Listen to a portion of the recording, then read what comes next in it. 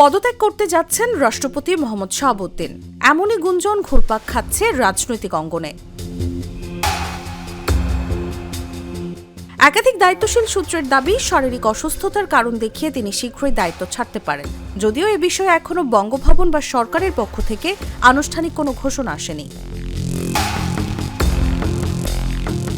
সংশ্লিষ্ট একাধিক সূত্রের দাবি, আওয়ামী লীগ সরকারের আমলে নির্বাচিত রাষ্ট্রপতি মোহাম্মদ শাহাবুদ্দিনকে পদত্যাগের বিষয়ে বিএনপির উচ্চ পর্যায় থেকে বার্তা দেওয়া হয়েছে। একই সঙ্গে তার সম্ভাব্য উত্তরসূরি নিয়েও সরকারের উচ্চ পর্যায়ে আলোচনা চলছে বলে জানা গেছে।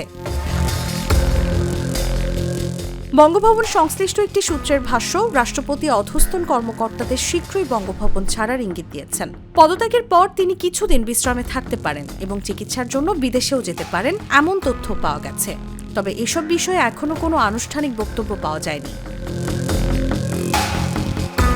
এদিকে রাষ্ট্রপতি পদে সম্ভাব্য উত্তরসূরি নিয়েও চলছে জোর আলোচনা। বিএনপির কয়েকজন জ্যেষ্ঠ নেতার নাম আগে আলোচনায় থাকলেও এখন সরকারের একটি গুরুত্বপূর্ণ পদে চুক্তিভিত্তিক দায়িত্ব পালনকারী একজন সচিবের নাম নতুন করে সামনে এসেছে।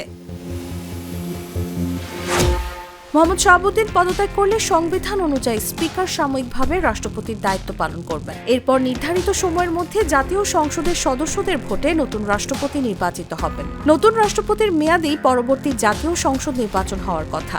ফলে কে দেশের পরবর্তী রাষ্ট্রপতি হচ্ছেন তা রাজনৈতিকভাবেও গুরুত্বপূর্ণ হয়ে উঠেছে।